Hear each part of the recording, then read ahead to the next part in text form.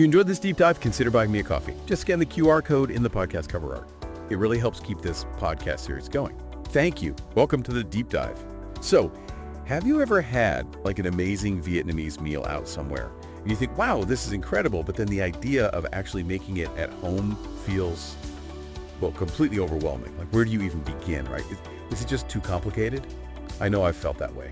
Well, today our deep dive is all about cracking that code. We're unlocking the surprisingly simple secrets of authentic Vietnamese home cooking. We've basically been looking at guides and tips, the kind originally put together for expats actually living in Vietnam. But the great thing is they're designed to help anyone. Even if, like, you've never even picked up a bottle of fish sauce before. The goal is to help you whip up really delicious, fresh Vietnamese food right in your own kitchen. Yeah, our mission for you, the listener, is basically to pull out the most important bits of knowledge from these guides. So you feel informed, sure, but also, like, genuinely ready and confident to actually start cooking. Think of this as your shortcut, your way to confidently navigate a Vietnamese kitchen, going from just admiring the food to actually making it. And the benefits. Well, imagine having total control over your ingredients, knowing exactly what's going in your food, plus saving quite a bit of money compared to always getting takeout. And maybe the best part, gaining this deeper cultural understanding. It's like a hands-on immersion you just don't get from restaurants, all while making these surprisingly easy, super flavorful meals. It almost sounds, well, too good to be true, doesn't it? Okay, so let's unpack this a bit. Why would someone, especially if they're maybe a bit new to the cuisine, really want to cook Vietnamese food at home? I mean, beyond just enjoying a good meal, the sources we looked at highlight some really compelling reasons. They go a bit deeper than just convenience. Yeah, the core benefits really jumped out at me too. And they're surprisingly practical. Like you said, cooking at home gives you amazing control over ingredients. You know exactly what's in there. Great for dietary needs or just, peace of mind. And the money-saving aspect is significant. The guide suggested, I think, that a family of 4 could cut their food budget by like up to 60% compared to getting equivalent takeout meals. Especially because staples like rice and fresh herbs are generally pretty affordable. But maybe the most profound thing is that connection to the culture.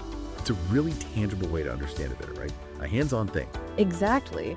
And what's really fascinating, I think, is why Vietnamese cuisine is so renowned globally. It's that incredible balance, the fresh herbs, the light sauces, those vibrant flavors, all working together.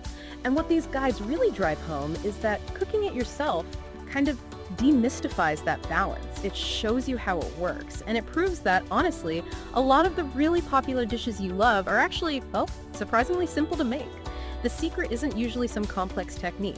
It's often just about using fresh, accessible ingredients, things you can easily find at a local market, a try, or even, just a nearby mini mart. It's about the components mostly. That's a great point about the balance. So, okay, if someone's listening and they're thinking, right, I want to try this, where do they start with stocking their kitchen? Like, before we even get to recipes, what are the absolute non-negotiable pantry items for Vietnamese cooking? What do you have to have? Right, essentials.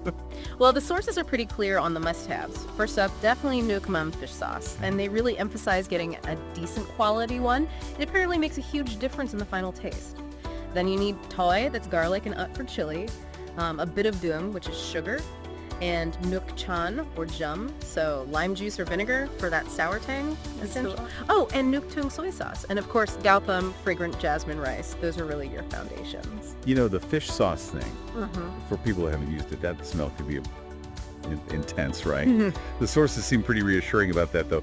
What's the deal with these seemingly simple ingredients creating such big flavors? It is pretty remarkable, isn't it, how these basic things, when you combine them right, they form the foundation of most dishes. And they create those massive flavors we love, but they don't cost a fortune. It's a very efficient way to cook. And yeah, about the fish sauce smell, that is a common hurdle for beginners, but the guides are very clear. It's totally normal.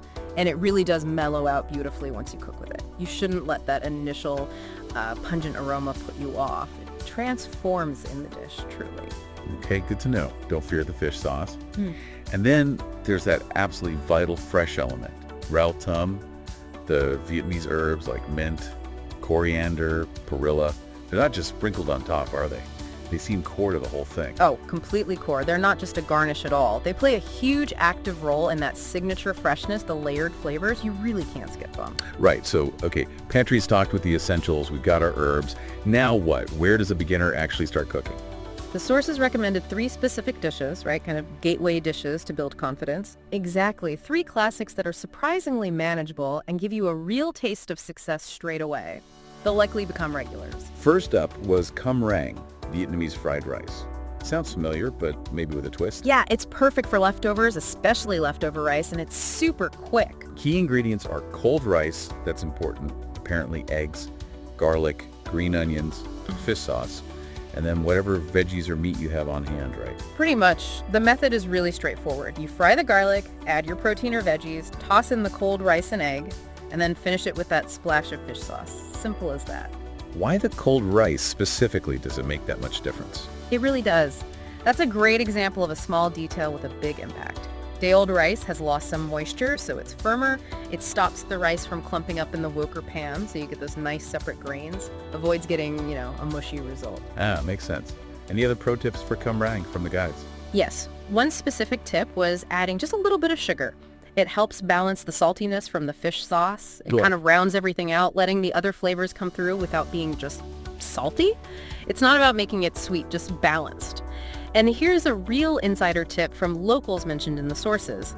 Try using pork fat or lard if you can get it. Apparently it gives a much more authentic fried rice flavor. The guides even say, yes, it makes a difference. Pork fat? Really? Okay, interesting. Adds a certain richness, I guess. Richness, yes, but also lard has a higher smoke point than many oils, so you can get things really hot, get a nice sear on the ingredients, helps develop more complex flavors, that woke idea. It's subtle, but yeah, noticeable. Okay, cam rang, got it. What's the second dish? Next is canh chua. It's a southern-style sour soup, very light, tangy, and packed with fresh herbs. Really refreshing, especially on a hot day. Sour soup. Sounds intriguing. What goes into that? The core things are tamarind paste or maybe fresh lime for that sourness. Then tomato, pineapple chunks, fish or shrimp usually, and often okra. It's a lovely mix. Pineapple and soup. Yep. Adds a subtle sweetness that works beautifully with the sour and savory notes. Okay, and how do you cook it? Is it complicated? Not really. The process is mostly gentle simmering. You let the flavors meld. But the absolutely crucial step, according to the sources, is adding the fresh herbs right before you serve it. You toss them on top at the last second so they stay bright green and really aromatic. If you add them too early, they just wilt in the heat and lose their punch. Okay. So timing is key for the herbs. Definitely. And the guides always mention it's great served with rice, makes it a complete balanced meal. Nice. And the third dish. This one sounds like a real classic. Absolutely. Bun thịt nướng, grilled pork with vermicelli noodles. It's healthy, super flavorful, bright, just fantastic. Right, I've had this one. The pork is amazing. How do you get that flavor? It all starts with the marinade. You take thin slices of pork shoulder, works well, and marinate them in lemongrass, garlic, sugar, and fish sauce. Let that sit for a bit, then you grill it, or even just pan fry it until it's nicely brown and cooked through. And then how do you serve it? It's not just the pork, is it? No, it's a whole bowl situation. You serve the cooked pork over cool rice vermicelli noodles, then you load it up with tons of fresh herbs, mint, lettuce, coriander, maybe some cucumber slices for crunch. And the absolute must-have is the dipping sauce, nuoc cham. That ties everything together. Ah, yes, the nuoc cham. That sweet, sour, salty, spicy sauce. How do you make that? Is it tricky? This is where that bonus insight comes in, and it really shows the whole philosophy. The ingredients are super simple. Lime juice, sugar, fish sauce, maybe some minced garlic and chili. But the key thing the sources emphasize is mix to taste. There isn't always a precise, rigid recipe. You taste it, you adjust it, need more sour, add lime. More sweet, add sugar. It really reinforces that local approach. It's about feel, about your taste. That's actually really freeing, isn't it? Compared to baking, where everything has to be exact. Totally. It encourages you to trust your palate and adapt. You become the chef, not just a recipe follower. So putting it all together, beyond these specific dishes, what are the main takeaways? Those real insider tips from, the local aunties and street food masters? That's a really important question because it gets to the heart of it. The number one philosophy that came through again and again was, always taste as you go. It sounds simple, but it's fundamental for Vietnamese cooking because ingredients aren't always consistent. Your lime might be more or less sour, the fish sauce might vary slightly, so tasting and adjusting constantly is how you hit that perfect balance every single time. It's dynamic. So it's less about following steps rigidly and more about responding to the ingredients. Exactly, and that ties into the other big piece of advice, don't be afraid to experiment. The sources were clear. Most Vietnamese home cooks aren't pulling out recipe books every night. It's much more intuitive, based on feel, flavor, what looks good at the market. That's a big mindset shift for someone used to precise instructions. It is, but it's empowering once you embrace it. You start understanding why things work together. You mentioned the fish sauce smell earlier. Were there other common, beginner mistakes the guides warned about? Well, related to the fish sauce, it wasn't so much a mistake as a reassurance. They really wanted people to know that strong initial smell is normal. Don't panic, it cooks out, it mellows. I think one person in the guides even joked it smells like chaos, but tastes like magic. Understanding that helps you push past the initial reaction. Okay, good reminder. So you're feeling empowered, ready to taste and experiment. Mm-hmm. Where do you actually buy all this stuff? Especially the fresh things. Right, sourcing. For the absolute best and freshest herbs, noodles, maybe meat and seafood, the sources really push going to the market. They always say go in the morning for the best selection, like before 9 or 10 a.m. It can be a bit bustling, maybe slightly chaotic if you're not used to it. A bit overwhelming, potentially. Potentially, yeah, but it's also a fantastic, authentic experience, and the prices are usually great. But what if the chow feels like too much, or you need packaged things, maybe with English labels? For sure. For convenience, the guides also recommend supermarkets. Places like Winmart, BRG, or maybe Anam Gourmet if you want more imported stuff. They offer a more, let's say, familiar shopping environment, especially when you're just starting out. Makes sense.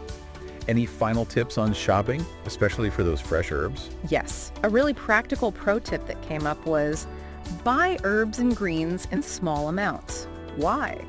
Because they wilt really quickly. It seems obvious, but it's easy to get excited and buy huge bunches at the market.